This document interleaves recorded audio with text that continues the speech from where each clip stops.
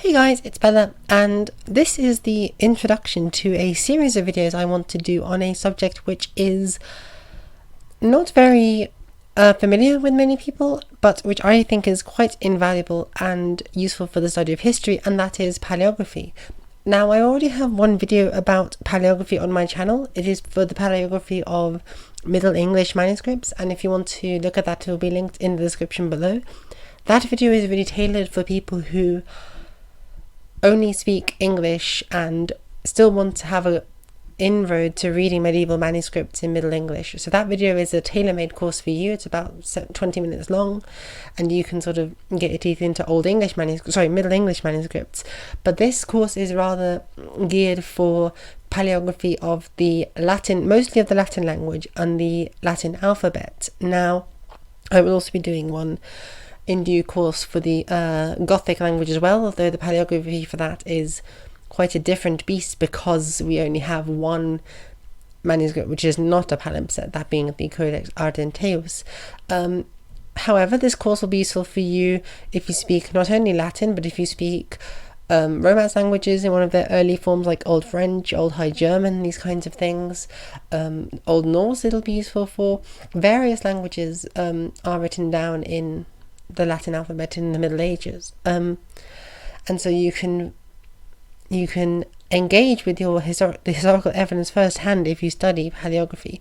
And I don't want to give you a little rant, which is the text of which you just saw flashed on the screen, about what paleography is and why it's worth studying it.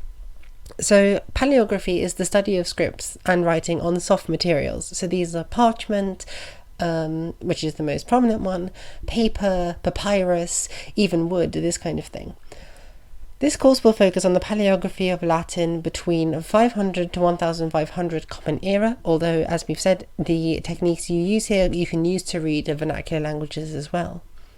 Paleography studies the development of handwriting and letter forms, orthographic practices, and incorporates elements of codicology as well. Codicology is the study of the book itself and how books are produced, like the one Gandalf is holding on the screen. Paleography permits us to engage directly with historical evidence written in languages which we speak, rather than relying on others to transmit the information for us. And more importantly than this, script has a cultural signature and a flavour of its own, which paleography makes one sensitive to, and which contributes a great deal to one's understanding of a text within the cultural context of its production and usage. Right now, we're living in an era of exponential digitization of historical manuscripts. What I was basically told at university is that there's more data available online than we have people able to use, in the sense that there are so many manuscripts that you can access for free online, but very few people who have been trained in order to be able to read those manuscripts and access that information. And there's so much information that can be accessed in them. If you want to see just the level of new information one can gain from looking at a manuscript directly, I highly encourage you to look at my manuscript deep dives playlist on my channel. There's only one there at the moment, but there will be more soon on various manuscripts showing what you can gain from examining one very closely with paleographical training. And the point of me making this course available for you is to take the information I was taught, which was in a very expensive master's degree course in a London university, and make it available for you for free online. So now I'd like to switch to look at essentially the structure of how historical information is produced. So in general, when we transmit historical text information to people in the present day, there are sort of 9 stages. So stage 1 is when the authors create or compile or transcribe or translate a text, a piece, and they have all of their biases that normally go into it. So any of the information about their world which is being contained in a text, and even the biases inherent in representing something by the medium of text as opposed to spoken word or art or anything else, all of those biases come in during stage 1. And then stage 2 is when the piece is written by the author in a manuscript, or it is dictated to a scribe who writes it down. And here there's avenues for all sorts of other biases to come in. The scribe may incorrectly understand what's being said to them, which happens a lot actually, as we'll see. we may lose the original manuscript and people may be trying to reconstruct it based on what others have written later on, which leads us to stage 3. Stage 3 is when other scribes copy the original manuscript and they often amend it. So scribes may correct a sentence that looks like it's incorrect to something that they think makes grammatical sense, even if the author actually intended something different. And this is the source of so much debate in fields of biblical study and such like this, where the religious meaning of a text is so crucial. And therefore, if a scribe has made an error or a deliberate censorship of a text, that's a very serious question that needs to be grappled with paleographical skills. And this leads us into stage 4. So once some scribes have copied the original, the exemplar as it were, you have further scribes who make copies of the copies and then they transfer it down the centuries. So you get translations, then you'll get copies of said translations. It can get in all of these stages there's more and more bias that can creep in. Then at stage 5, you have print editors from the 1400s onwards who will collate certain manuscript versions of a text. They'll decide which variants are relevant and which versions of a story are most suitable, and then they will circulate a printed edition which often has the ability to become the standard version. For my master's Latin course, we were editing a version of the Life of Saint Nereus and Achilleus, who were two saints of the late antique Roman martyrdom era, and amazingly, in one of the manuscripts, I think it's one of the earliest ones of these lives, some scribe has inserted this whole other character who's entirely random, and he joins in with them, and he has his own little thing. He's like a little fan fiction insert, and it's really cute. It's the cutest thing, but it's also, if that version of the story is something that some Renaissance printer takes up and then puts in, it's great. I'm really here for this fanfiction OC insert, but at the same time, in terms of understanding what the real story of Nereus and Achilleus was, when none of the other manuscripts contain this OC character, sorry, we kind of gotta leave you out of the scholarly edition, which brings us to stage 6, which is where we have later scholars, academics, who may come along and they produce new critical editions which incorporate manuscripts and different kinds of evidence, usually with an introduction giving you some of the context and the history. So stage 6 is basically where we have the modern critical editions of texts. So these will have critical apparatuses, so they'll have glossaries explaining complicated terms. They'll often also have footnotes indicating where there are substantial and significant manuscript variants. So when we were editing our text, the person who was editing for that manuscript with the fanfiction insert character basically had to go through and sort of say, here are all of the sentences pertaining to the adventures of this OC character, which none of the other manuscripts have, and therefore it all has to go in the footnotes.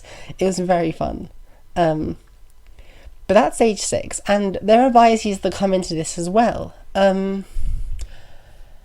It's hard to think of an immediate example, but it's just a matter of deciding which variants are relevant to be included in the main text. It has a lot of bias that goes into that.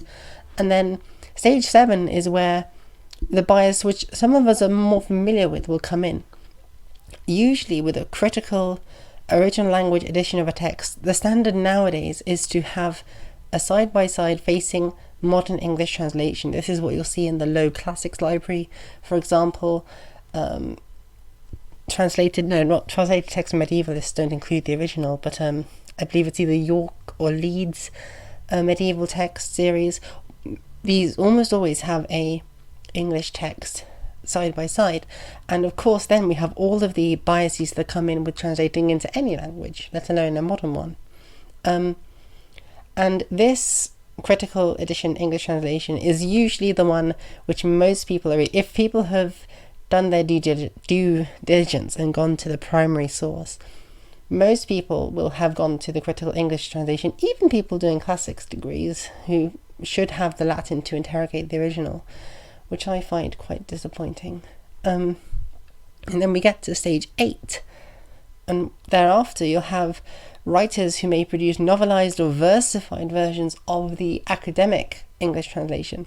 So if we take the example of Beowulf, which is actually quite an interesting one, and there's so much that's been written, too much, about the translation of Beowulf, but at stage 7, a really interesting thing in, I believe it's still in the most present modern translations that you'll find, is that these stones in the dragon's treasure hoard, he's referred to having jewelry laid with golden garnets. Now the garnets, there's no word for the garnets in the Old English of Beowulf itself, but translators include, like Seamus Heaney and others, included the word for garnet because the Sutton Hoo discovery, which many people believe dates to around the time that Beowulf is writing about, that is full of sort of golden garnet jewelry.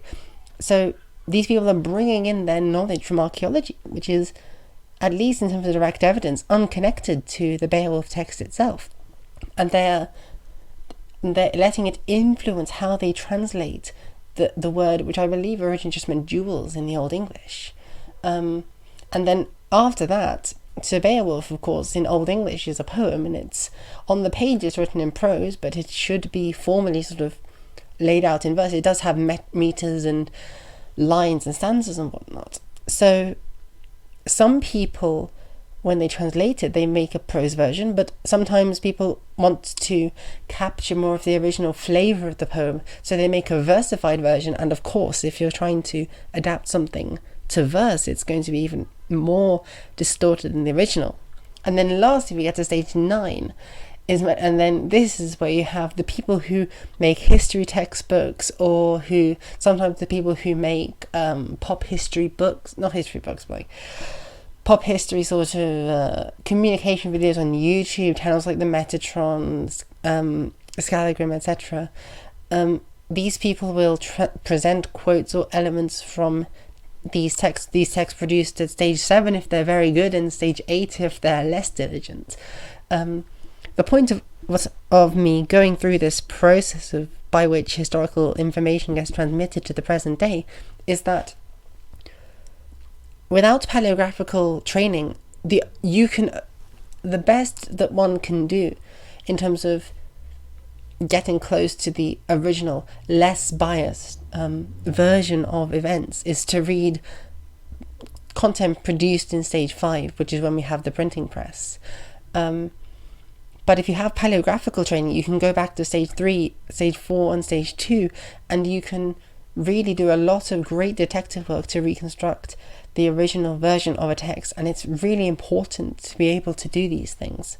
And it also lets you search manuscripts online, which is frankly really fun, because there's loads of kinds of texts, because they're just small ones and they're like little spells that are tapped onto the end of manuscripts that usually they don't find their way into the original text, and that into sort of printed editions today, and that's quite sad, but it is what it is. So don't trust historians, don't trust translators, don't trust transcribers, and don't even trust me. I might be full of it.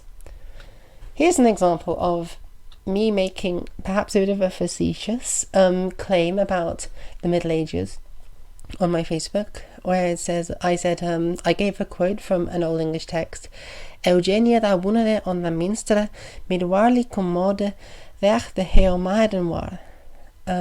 Eugenia lived then in that monastery with a manly sort of appearance or mood, even though she was a maiden. And I said Alfred Chavez says trans rights. Now, this is from a story about the life of Saint Eugenia, who is one of the famous sort of transvestite saints of early Christendom, translated into Old English from a Latin version which Alfred has, which one assumes is a translation of the Greek original. But my point is that here I'm making a claim about the Middle Ages. I'm making a historical claim about representation of figures who we would nowadays consider transgender in early medieval England. And I'm giving not only a transcription of my quote, but I'm also giving a screenshot showing the exact shelf mark and folio. So if you were to look up, and if you were to go to the British Library in London, as I have done, and you were to ask them to show you Cotton MS Julius E.BII, you would be turned away because it's available online and you don't need to look at it. But if you, for some particular reason, actually had to look at it, let's just say they would let you, and you went to the manuscript and you opened that page, you went to, I believe that's folio 12R, 11R, it's a bit zoomed in, you would see written on the page, Eugenia thou wunnede ondam minster, exactly as you're seeing it printed on the page. Now, as far as historical arguments goes, can you disprove at least my claim that the quote is in there, that the text is in there, that sentence was written down at some time in Anglo-Saxon England, in early medieval England? It's very difficult for you to disprove that. In fact, I'd say it's impossible because I'm giving you all of my evidence. And that's a much stronger claim when one is making a historical argument than just to say that, oh, I've heard this from somewhere, or this is how it is. So, this has been all of the reasons why one might want to enjoy learning paleography. So I hope that you will join me for the rest of the course, where we will look at the individual scripts. We're going to follow a series of 12 lectures looking at different scripts from different time periods, going from the very beginning of the Middle Ages, so Rome and the fall of the Roman Empire, all of the way to the beginning of the Renaissance and the printing press. And then we'll have a final lesson at the end where I want to talk about paleography and how one can use it for conlangery and for fantasy world building and all of this kind of stuff, because it's an aesthetic thing as well, paleography. So thank you for watching, and I hope to see you for our next our first lecture on Roman scripts. And I will clarify this in that lecture also, but I originally made these lectures to deliver to a class to be taught with weekly homework, and if any of you watching this want to participate in that way and do the exercises each week, you're very welcome to, and I will give my email address in the description, and you can email your homework into me and I will mark it, I will respond to you, I will give you some help. And if people request it, I'm happy to make videos showing me going through and doing the homework myself, one of them, so you can get an idea of what it's like. Also, the links to all of these lecture slides will be in the description of each video. So I will see you in the next video. Thank you very much for watching. Bye!